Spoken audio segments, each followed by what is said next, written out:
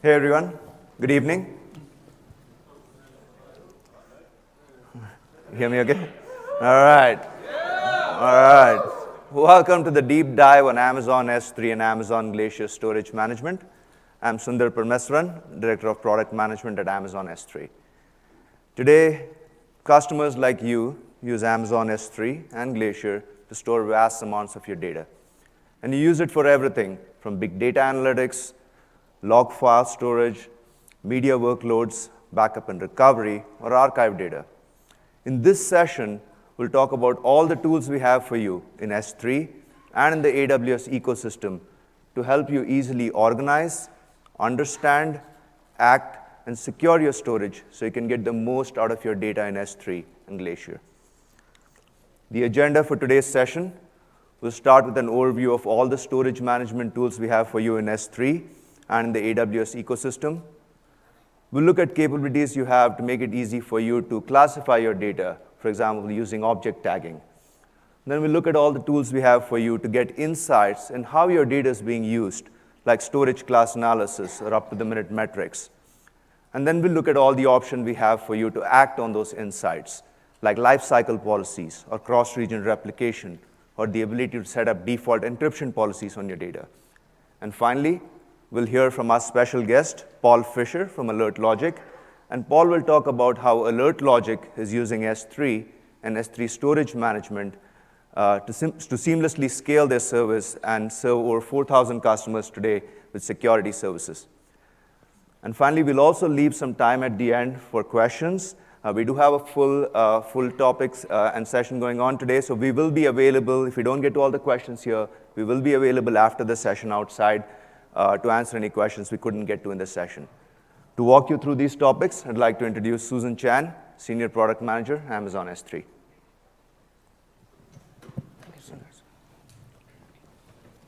Hi, everyone. How are you doing? Well, thank you for coming.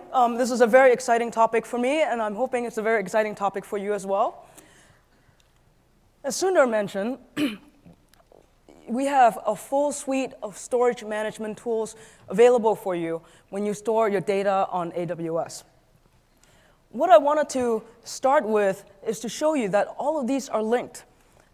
We give you tools, various ways to organize your data. Once you have organized your data, you have a suite of tools to help you monitor and analyze your data. So you can pick or choose what you need and only use the ones you need. And then also with that organization, you also have a bunch of tools that helps you act. So it's easy for you to set simple rules, and as your amount of storage grow, as your data grow, storage management remain easy and simple for you. So you spend most of your time developing your business, developing your application, and leave all the undifferentiated heavy lifting for S3 and Amazon to do. Security is a top priority for us as well as for you. So underlying through all of these organizing, monitoring, and act is a full suite of security management tools as well. And I'll also go deep into each of these as I go through the presentation. Let's start with how you can organize your data. How many of you have been using S3 for more than a year? Majority of you. So I imagine you're familiar with organizing your data with buckets and prefix, yeah? So I'm not going to go into that. I assume that you already know how to do that. But what you've been telling us is that your data has a lot more meaning than a single dimension of location. So what we have introduced is object storage, object tagging, so you can tag your storage and identify your data based on the nature of your data. With object tags, you can control access, set lifecycle policies to lower your costs and move storage around. You can monitor your storage by setting metrics. And you can also analyze how your data is being used with S3 Analytics. So what exactly is object tags? Object tags are simply case-sensitive key-value pairs. They are mutable metadata on your object. keys can be up to 128 characters, and value can be up to 256 characters. And here are some of the examples that are natures of the data that may be relevant to you already. You can put as many as 10 tags per object, so you can do combinations of these tags. There are a couple ways to put tags on your data. If you have existing objects, you can use the put tag request, and just to put the tags that are relevant to you on your object without modifying the object at all. So all the rest of the metadata, the create date of the object, stays the same. If you have new data, you can just include tags as part of your put object request. So it is simply the same request, and there's no additional request that you need to make. Just one request, include the tag in the parameters of your put object. Here's an example of managing access using tags. What you're seeing here is I'm granting get object request to this user in my project bucket, only for the objects that are tagged project X. So what I'm effectively doing here is giving you very granular control on within the bucket what object this user get access to. So let's say when I have new objects or existing object that becomes irrelevant to project X, all I need to do is tag those objects with project X tags, and this user will automatically get access to it. When this user move on to the next project, and I no longer want to give them access to project X data, all I need to do is take this permission clause away from the user IAM policy, and that's it. They no longer get access to project X data. So it's very, very simple. Think about how you might apply object tag to how you organize your data. And tags, you hear a lot about tags throughout the presentation. So just kind of keep in mind as we go through the presentation here.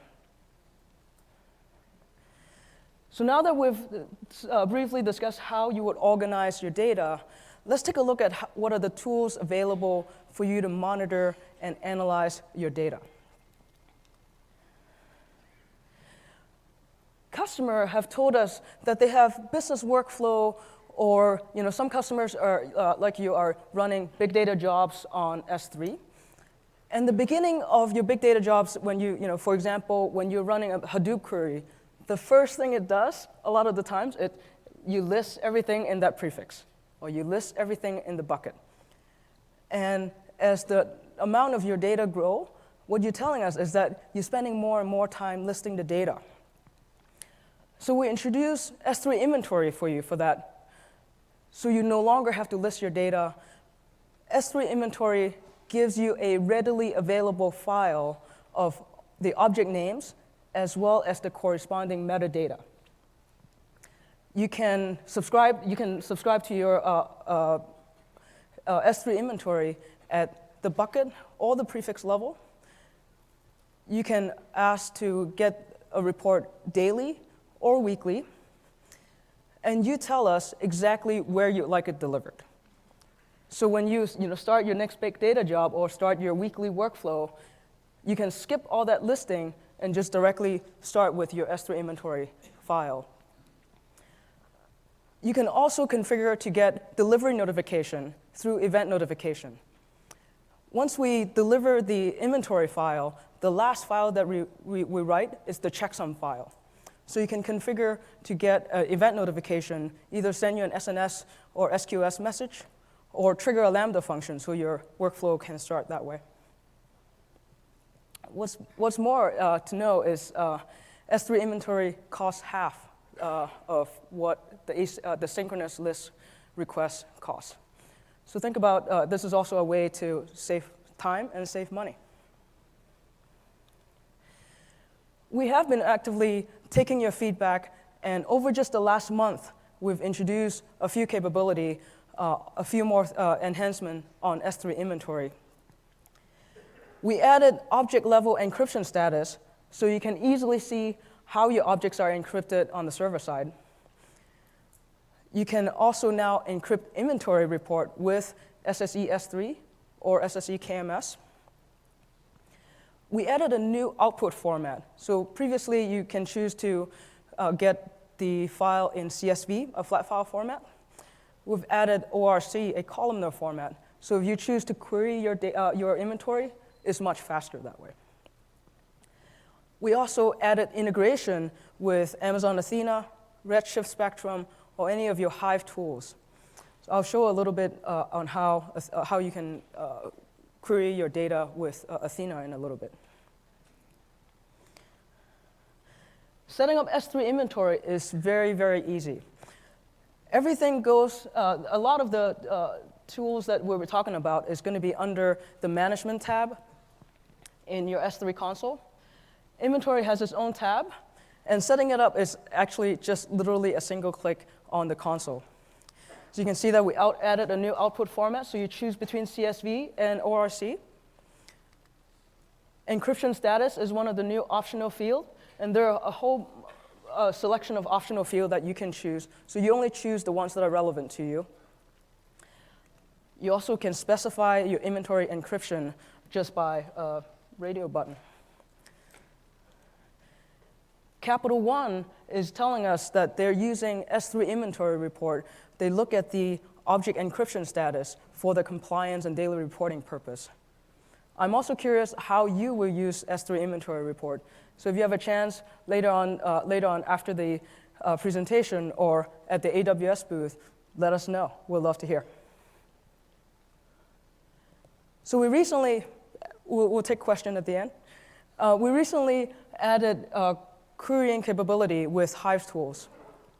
So just a quick example of how you can query your S3 inventory with Athena. All of these are in our documentation, so you can check out our documentation. But I'm just going to quickly walk through. You basically create a table. The only two things that you would change here in this kind of standard template create table query is you name your inventory table, and you also point to the location where you've asked for your inventory to be delivered to. Those are the only two changes you'll need to change. So once you create your table, you can start writing query using standard SQL. So here I'm looking at how much of whether or not my objects are encrypted. You can tell that some of them are not. Some of them are encrypted with SSE S3, and a few are encrypted with KMS. So with that, you can also quickly do just a select object name, and you can figure out which ones are not encrypted. And if you decide to do something with it, it's very, very easy. You can also quickly visualize your inventory data with QuickSight. So here you can see that I'm visualizing a couple days of my data on how many of my objects are being encrypted and how they're being encrypted.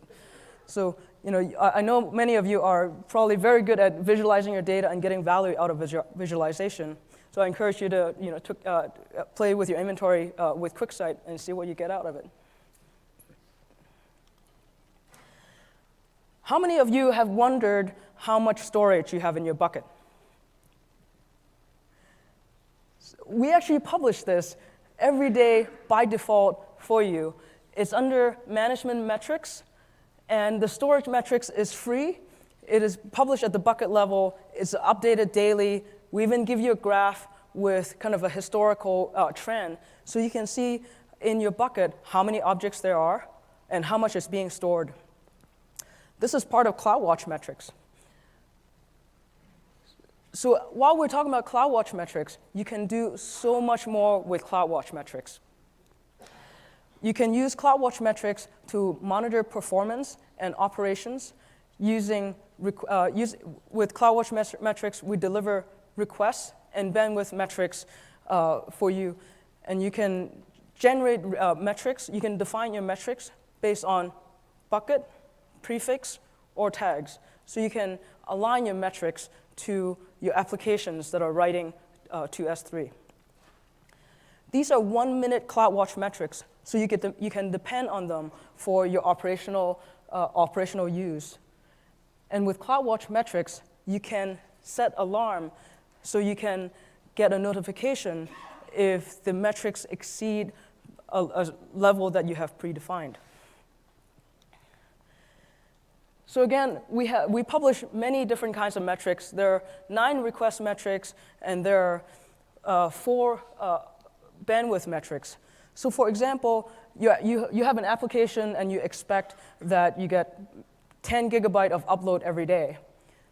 And if there's one day that you didn't see that 10 gigabyte of upload, you can set an alarm for that so that someone could look at it and see, where's my missing data? Or if there's a day where all of a sudden you get 20 gigabyte of upload while you're expecting 10, CloudWatch Alarm can help you alert you for that as well. So moving on to the next topic, some of you know that S3 has many different storage classes. We have storage classes that are for your hot, active data. And we have other storage classes, like standard infrequent access, as well as Glacier for your colder infrequent access data. So after we introduce some of these storage classes, one of the more frequently asked questions is, well, where should I put my data? What's right? Which storage class is right for my data? So for that, we introduce storage class analysis. Storage class analysis gives you a daily report on which part of your bucket is being accessed and frequently used, and which part of your bucket may be cold and not frequently used. Storage class analysis, after you run it for about a month, we also gives you a recommendation for the right lifecycle policy recommendation so that you can set your lifecycle policy with a data-driven analysis underneath it. You can, again, with storage class analysis, you can set it up by the bucket, prefix, or tag. So you can specifically figure out the right lifecycle policy for your set of data. So this is a view of what you get out of storage class analysis. You get basically a analysis based on object age. You can see the top 3 boxes are for object age that are less than 60 days. And you can tell that based on our analysis that those are frequently accessed.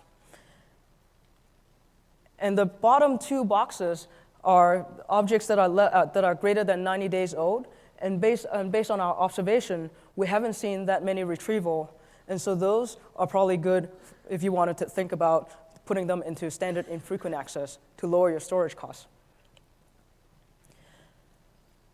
You can also visualize storage class analysis with Amazon QuickSight now. It's fully integrated, so you can do your cutting and slicing and visualize and find out what is right for your storage. If you're using other existing business intelligence tool that you prefer, you can also export storage class analysis and use it with any business intelligence tools that you already use, so you don't have to switch tools.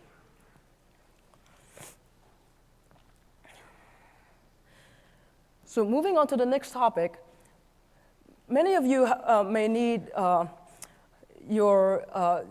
to figure out track fine-grained access tracking for your data. You may have compliance need that is driving this, or you may have auditing needs that you need to kind of go back and figure out what has happened. AWS CloudTrail is this tool for you. AWS CloudTrail is the API logging tool for AWS, and S3 is integrated with it. With CloudTrail logs, it captures, for each request, it captures all the request-related detail that you will need, such as who has made the request, what request was being made, what resource was affected, and kind of what the request response was. So you have very detailed record of what had happened and at what point. CloudTrail logs, you can configure to log at the object level, it is called S3 data event. You can also ask to log the bucket level operation. So when you make changes to your bucket, you can log those operations. They're called management events. You can also choose to log both. You can also filter to log only the reads or only the writes. So it's very flexible.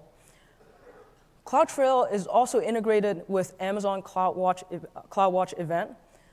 So when you see something in the logs, you can programmatically take actions to immediately make changes or improve security postures should you need those changes. CloudTrail logs are delivered to CloudWatch logging, so you can aggregate logs within minutes, and they're delivered to CloudTrail events within seconds, so they're very instantaneous. You can very quickly start with CloudTrail logging through the S3 console. It is under your bucket property, and it's just a really simple panel that you can enable CloudTrail logging. And as you can see, you can choose between read or write, and you can specify where you would like your logs to land. If you're already using CloudTrail, you can also configure that in your CloudTrail console. In the CloudTrail console, you can also specifically select that everything in your account, both existing bucket as well as any new buckets created in your account, to have CloudTrail logging enabled by default.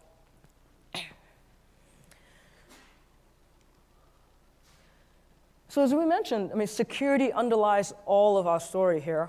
It is always top of mind for us. When customers think about S3 security, primarily you're thinking of two things.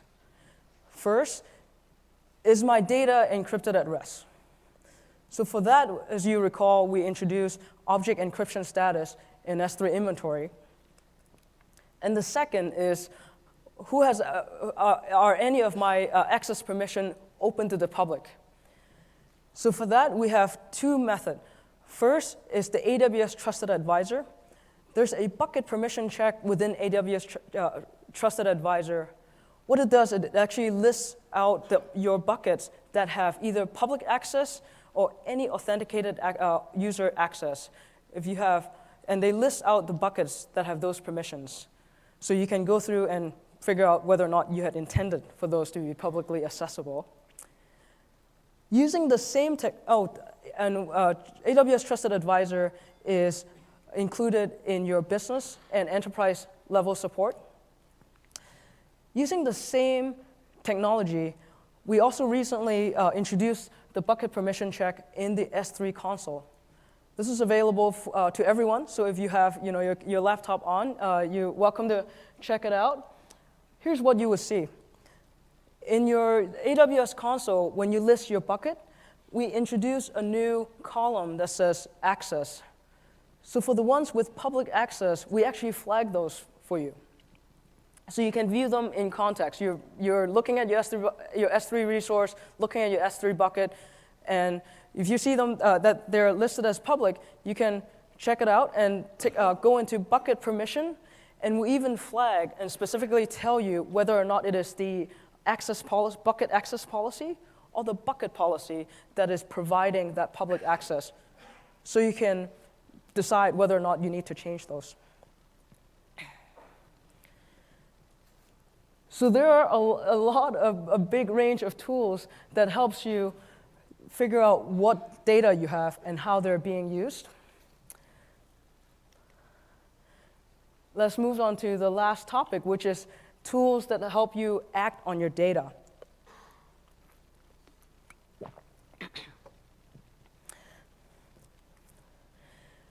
Lifecycle policy is one of our most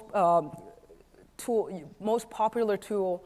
What it does, it helps you lower your storage costs by letting you set very simple rules to automatically transition your storage to a lower cost storage class or to expire your storage. You can you can decide, one of the reason why you might transition your storage would be you know that your storage are getting cold, or they're not used after 90 days or not used after my project is done. So you might set a rule to transition them into a lower cost storage class. Or if you don't know that, you may recall that you can now use storage class analysis to figure out what is the right lifecycle policy for you, for your specific data. You can set lifecycle policy on a bucket, prefix, or tags, so you can have very, very granular control and set the policies that corresponds to your application or your workflow. Here's an example policy that you may set. For example, all my objects are starting on the S3 standard storage class. And after a while, after 30 days, I know that access drops off. These are like videos that I'm sharing with my family. And after 30 days, hardly anybody watch them anymore. So I can move them to a lower cost storage class, like standard infrequent access. And after 90 days, I know that really hardly anyone, if anyone, is going to be touching them, but I still want to keep them around. So I can set another rule that says, move all my objects that are older than 90 days into Amazon Glacier. So it's a very, very flexible rule. It is also very simple to manage. So the next tool that I want to discuss is cross-region replication. There are many reasons why you might decide to replicate your data across regions. Some of you might have compliance requirement that requires you to store data hundreds of miles apart from each other. Others might have latency-sensitive applications, so you might want to bring your data closer to your end user so they get better performance. You might also have security requirements that so you wanted to create a remote copy that is, for example, locked into a different region and a different account, so you have a pristine second copy for your backup. So cross-region replication is the tool for that. It is automated replication that is asynchronous across AWS regions. Let's take a look at how it works. Cross-region replication is a rule that you can set it up. You can set it up at the bucket or the prefix level. Once it is configured, every upload into the bucket are asynchronously replicated into the destination region that you specified. You can choose any AWS region as your target region. So that's a very important point, because when you choose your target region, you may consider what your requirements are, where maybe you wanted to bring your data closer to your end user. That might be one reason. Or if you have a compliance rule that you need your data stored coast to coast, that's another reason. But whatever those reasons are, you get to choose which AWS region you want it to replicate to. All the data are securely transferred over a secure connection. And by default, we replicate the exact replica. That means the object access policy, the tags, everything. So all the metadata is replicated exactly. So the creation date of the object does not change. It is replicated across region as well. So the replicated data would have the original create date of your source data. Lifecycle policy actions are not replicated. What that means is that you can create independent lifecycle policy for your source data versus your destination data. So for example, your destination data is a copy that you know that it's going to be cold. You just want a second copy that is hardly ever used. You may consider using a lifecycle policy to just transition those into Glacier, and so you have your second copy stored at a very low cost of the Glacier cost. So many of you might, by default, might be thinking about, oh, cross-region replication. I have it in the same account, So my region A and region B buckets are both owned by the same account.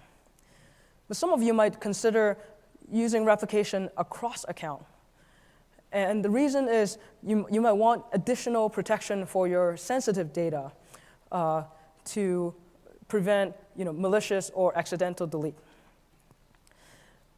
So again, by default, replication would replicate the same access policy from your source. We recently introduced ownership override so that when you set up your cross-region replication, you're asking S3 to replicate your data so that your destination data is owned by the destination account. So when those accounts are owned by two different accounts, when your source and destination data are owned by two different accounts, what effectively you've done is that you now have two completely independent stack of ownership for your objects. So we've built cross-region replication in a very, very flexible manner so you can set up the way that you needed it. We've already talked about ownership override to let you set up two independent copies of your data. We've also recently added support for replicating KMS encrypted objects. For those who use KMS, you might already know that KMS keys are region-specific. So what we're giving you, the capability that cross-region replication gives you is that when you set up your cross-region replication, you tell us what KMS key you want us to use in the destination region, and we replicate the data with that destination KMS key. So your objects are stored with two different KMS key from between the source and your destination. You can choose any S3 storage class as your target.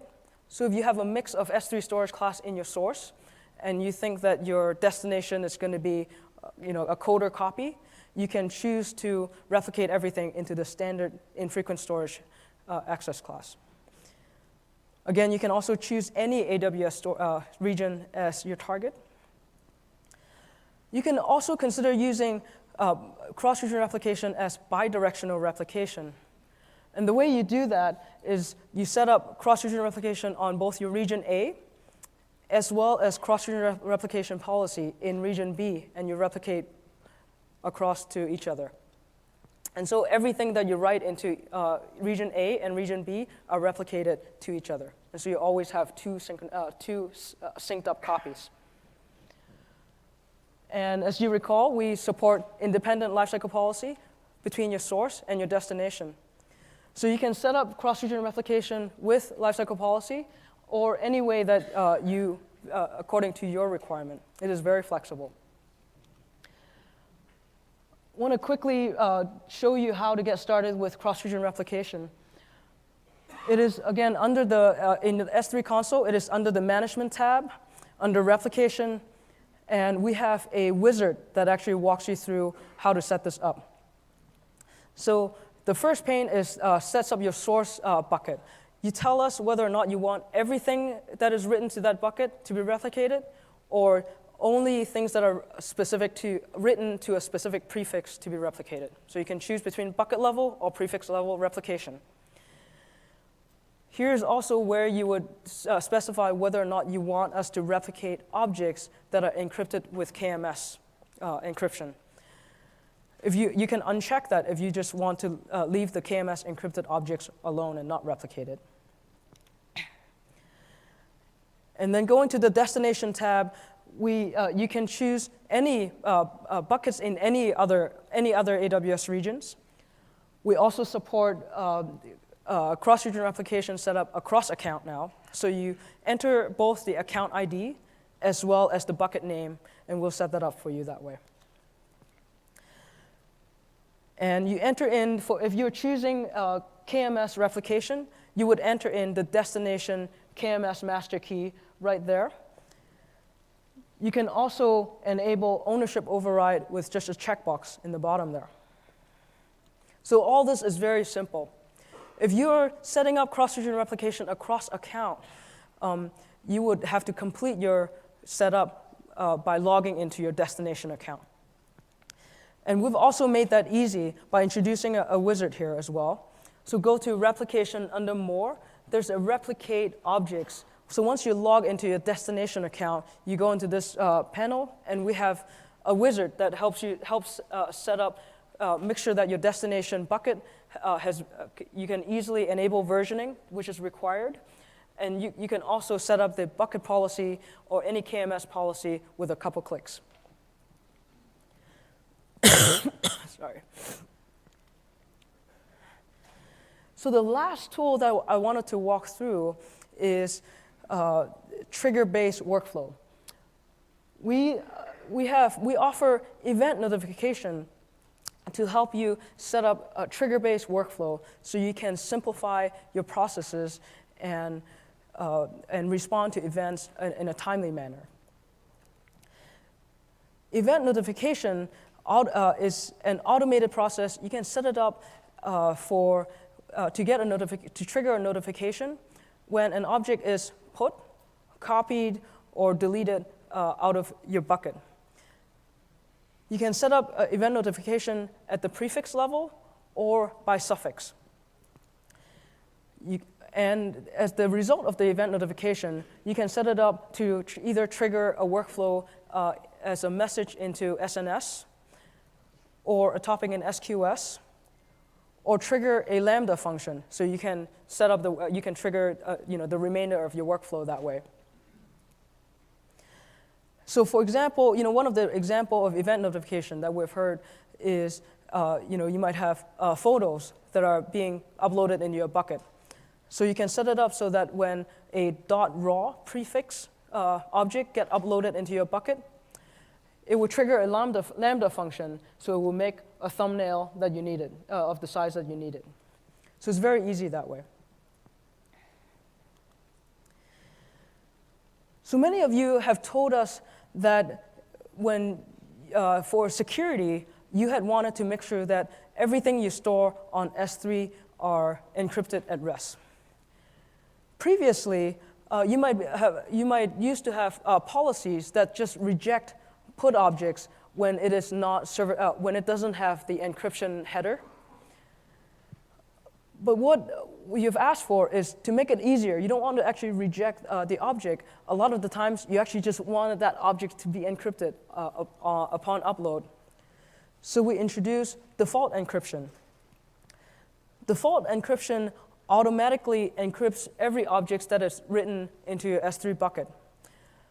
You can specify whether or not you want to encrypt with SSE S3 or SSE KMS keys.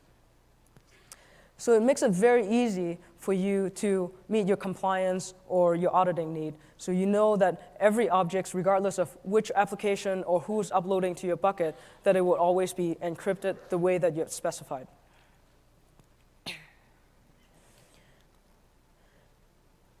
And for those who are looking for a security service, we also have Amazon Macie. Amazon Macie is a security service that automatically discover, classify, and protect sensitive data in AWS. The way it works is that it cracks open your objects to look for kind of sensitive data using machine learning. It recognizes sensitive data such as personally identifiable information like social security number or other intellectual property information. And it provides you with dashboards and alerts to give you visibility on how the data is being moved or who's accessing it. So you can think about using Amazon Macie if you wanted a full service to watch over how your data is being used. So this is the full set of tools that you have to act on your storage. Next, I want to introduce Paul Fisher from AlertLogic to share with you how AlertLogic is using some of these tools in their architecture. Thank you, Susan. So I'm here to tell you how we have taken a lot of these tools and put them together into a storage solution that supports our products. And so what AlertLogic does, just briefly, is that we sell security service and security protection for cloud workloads. Everything from vulnerability assessment to web application firewall to IDS and sort of the full span, including 24/7 SOC service that will take care of the detailed security analysis and escalate it to you.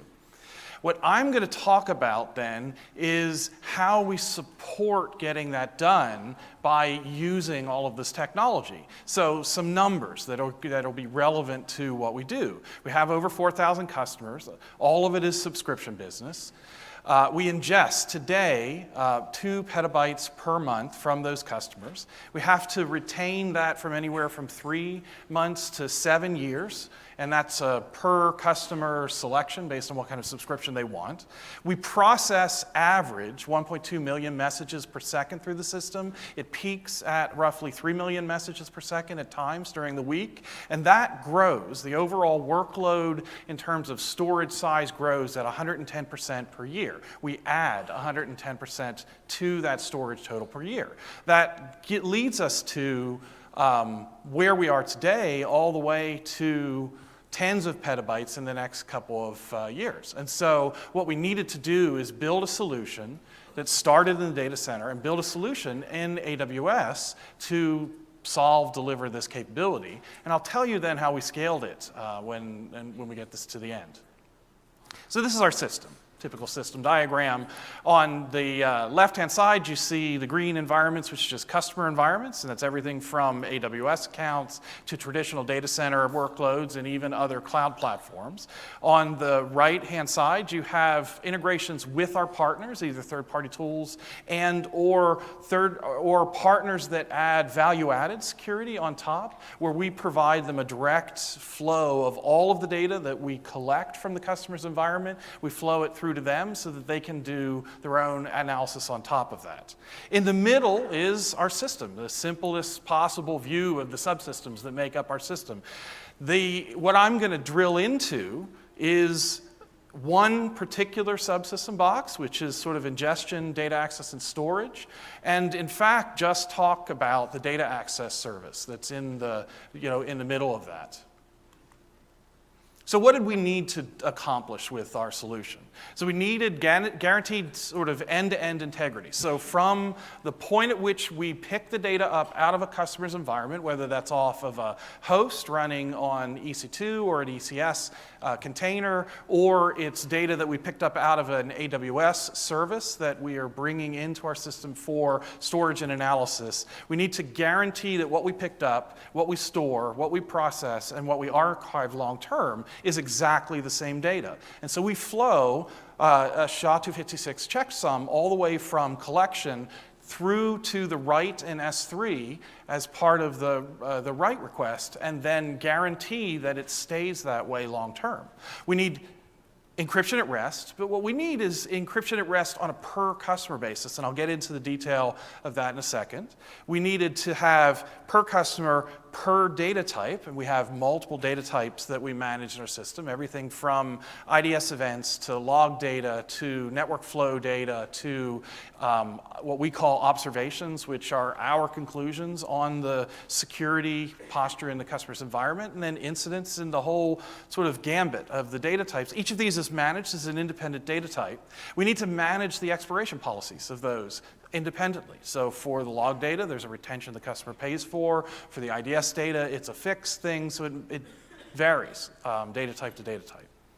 We also need to manage the storage class. So it's like Susan talked about, having the ability to go from standard to infrequent access to Glacier. We want to manage this to optimize our cost and to still provide the data readily available to the customer for the entire retention period, as well as do multi-region availability. We want to be able to do per customer storage analysis and access analysis to be able to tell the business what is being used by customers and how they're using it. And then we want the economics of this solution to be inexpensive and fast and to scale infinitely. We sort of achieved most of that with this implementation. So what do we use? We use object tagging, we use lifecycle, expiration, and storage tiering, we use cross-region replication. inventory, VPC endpoints, Glacier, expedited recall, we use KMS, customer master keys, and how we do the per customer per month encryption. And then we use IAM cross-account roles, which I'll tell you about. It's a slightly different way than Susan described of using two different accounts and replicating the data across. We have a different way that we've arranged it that protects the data from any accidental deletion. So, the core storage engine, what you see in the picture is a service called data access, very inventively, that accesses a series of buckets. So for each data type, there is a bucket per 950 customers, because there's limits on the lifecycle rules that I'll talk about in a minute.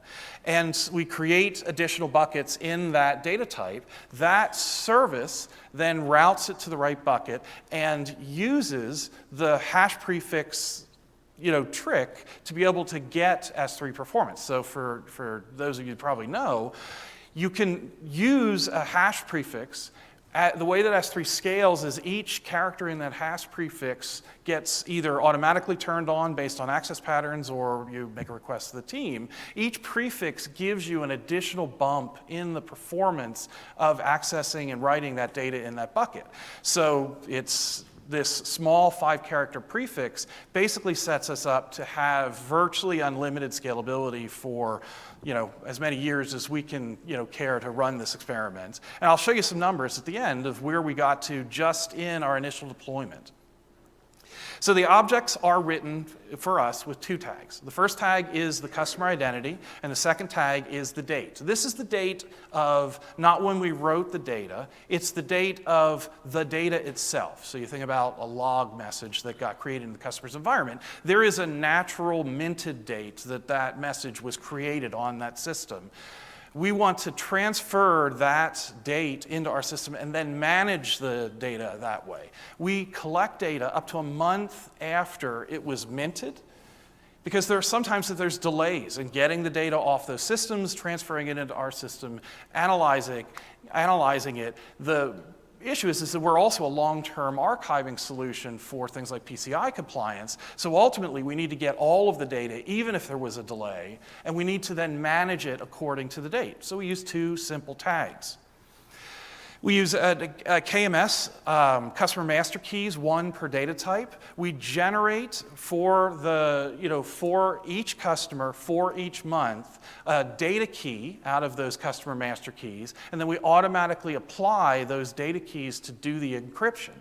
We actually set that up so that we have keys in 2 different paired regions, which I'll show in just a second, so that we encrypt it in the primary region and we encrypt it with the data key for the backup region. We write both of those in the primary region, and then that gets replicated. What we set up in our environment is actually 2 different accounts, but we do it in a different way than Susan described. We put all of the data and all of the sort of metadata that we keep in DynamoDB and the KMS keys in 1 account. We call it the data account. And then we run all of our code, all of the service code that actually accesses this, implements this system in a separate account. We write IAM policies in the data account and grant only the ability to append and to read data. There's actually 2 different roles, one that allows read and one that allows the data write and append. And there are no delete permissions that exist that are exercisable by any of our code. None of the code runs in the data account. The only thing that deletes data are lifecycle policies. That's because we cannot afford to have that data get lost by even an accident. So, what we implement is the service and the data in separate accounts. We then do replication into 2 different regions, spanning those 2 accounts in the 2 regions. So the data account spans the 2 regions, the code account or the service account spans the 2 regions. What you see in the picture here is a sort of a drill down of the pieces that run in the data account. In the primary region, we store in standard. We then tier down to infrequent access after 1 to 3 months, depending on data type.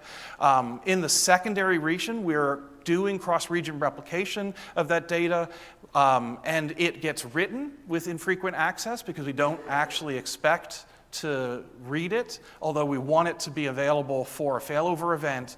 And then we drop it to Glacier fairly quickly after that, and that's the long-term archive. What we set the system up is to do bidirectional replication. So both of these regions are active. They're paired, and we assign customers to either of those regions. If we ever have a problem in one of the regions, we just redirect traffic to the data access service to the alternative region. It then accesses that customer's data in the alternative region in the buckets that it was replicated to. And in fact, if it ends up being more than a month old, it's going to be in Glacier. So the service discovers it's in Glacier, issues expedited recall, returns to the caller to 503 come back later. Caller comes back later, accesses the object because it's now been recalled, and the system now continues to run. So our failover in this system is simply redirecting calls to the other region and just letting the process of issuing Glacier expedited recall and then accessing the recalled objects only for what was needed, what was interesting. So we don't do en masse recalls when we fail over. And remember, the first month is in infrequent access anyway. That's what the majority of our customers would access, and in most circumstances, unless they're doing sort of long-term reports for compliance.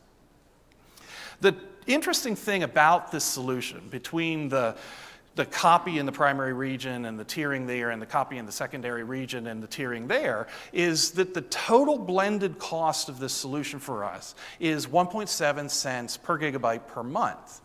What that turns out to be is roughly half the cost of what we paid to host that in a pair of data centers previously. So the solution, which is more robust, has more functionality, has more availability, has tiered storage management, that solution is half the cost of what we were running in our own data centers. So let me talk a little bit then about how we use those tags to manage expiration. Remember I said that customers pay for a certain amount of expiration based on what their use case is. If a customer is primarily focused on security, they may only care for us to keep stuff for 3 months, and then we can roll it off and they can pay less, and we can not get the cost of keeping it longer. But some customers need it for a year. The majority of our customers need it for a year for PCI requirements. And then some customers need it for up to 7 years for other compliance needs. What we do is we write very simple lifecycle policies. We put 950 customers in each bucket. We write 950 lifecycle rules every month to be able to expire the tail end of each customer's retention period by specifying their customer ID and the date. Remember, the date is just about the natural date of the object, not when it was written. So that it gets expired no matter what the reorganization that we do, and I'll talk about that in a second. Very simple policy. It gets updated and actively managed by the system, and then we don't do anything for expiration, which is really nice. That runs in both regions, and so the backup region then runs that and then gets rid of it out of the Glacier storage. We do some selective things for people that have very short retention periods. So for the storage class transition, it's equally easy. We use the date tag and we roll off a particular month, the next month that needs to fall down to infrequent access in the primary region, or from infrequent access to Glacier in the secondary region. We just specify a date tag value and we tell it what storage class to have it progress to.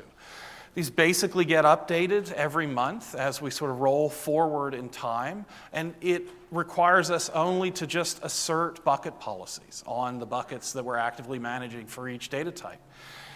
Nothing more interesting, no more effort that it took to write simple policies and punch those out to a couple of API calls.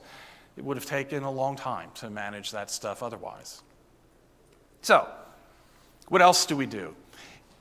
Because our data can get collected up to a month after it got created, because there could be delays in delivering it, because customers can have clocks that are set, off, what comes in to us isn't necessarily a sequence of data that is strictly in time order. So in that case, we still need to bundle that together as well as we can and get it written and then carried on to do the analytics in the system. But eventually what we need to do is optimize that storage.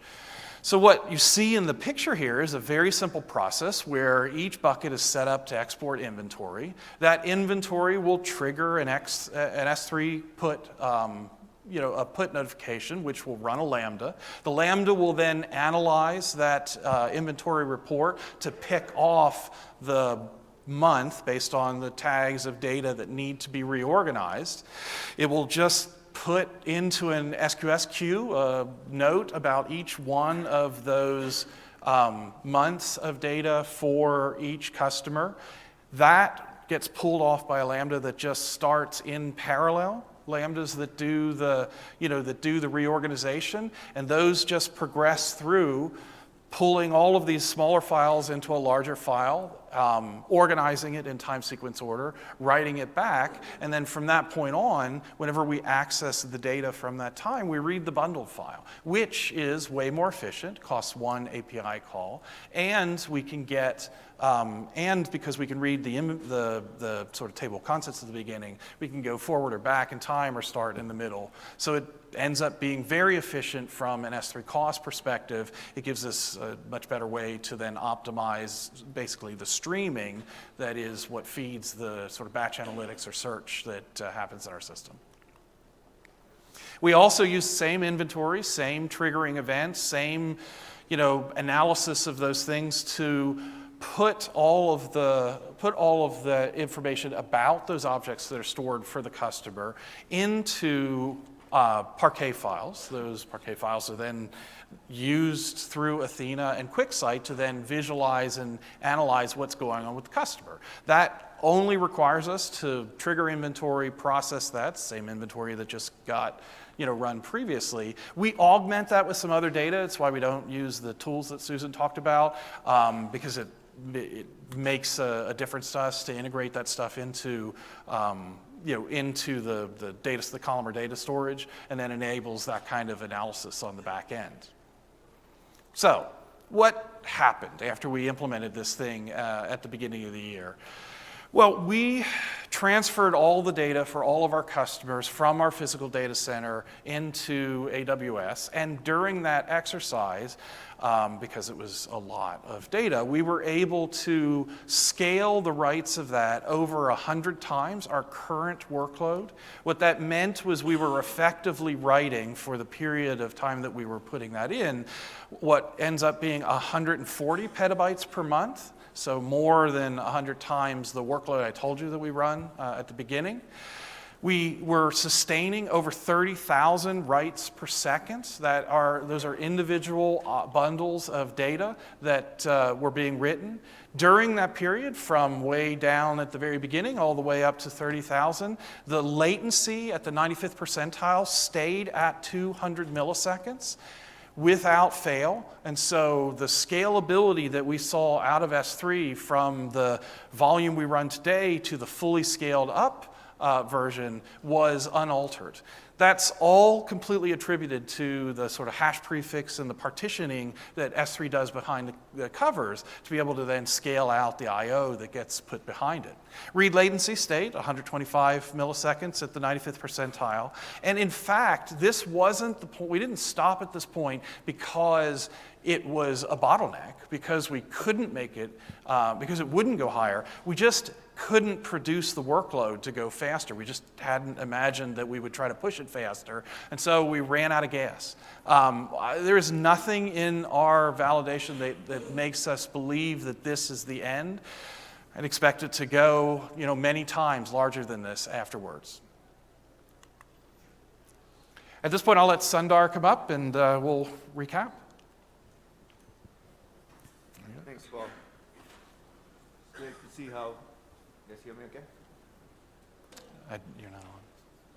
Okay. It's great to see how Alert Logic is using S3 and S3 storage management capabilities. Real quick recap of what you heard in this session. We talked about how you can organize your data using object tags, set up lifecycle policies or access control policies based on those tags. Talked about all the tools available to you to understand your data. some of the new capabilities in S3 inventory, how you can query that with Athena now. Talked about all the tools available to act on those insights. New CRR capabilities for ownership override, default bucket encryption policies, or how you can set up logging for all API level events with CloudTrail data events. If you want to know more, there's a lot more content we have for you. Here are some of the sessions that we recommend. Now, even if you're not pre-registered for these sessions, we do reserve 25% of the seats in these sessions for walk-ins. So if you can make it to these sessions, there's a good chance you'll have a seat for you. So take some time, note down some of these sessions. I want to say thank you. I'm going to leave that here. I'm going to say thank you. Did mention we'll have time for questions. We're just about time, but Susan, myself, and Paul, and a few others will be available outside the room if you have questions to answer any that you have. Look for folks wearing a label that looks like this, and you can ask us questions on S3 or on Glacier. Thanks again. Thank you.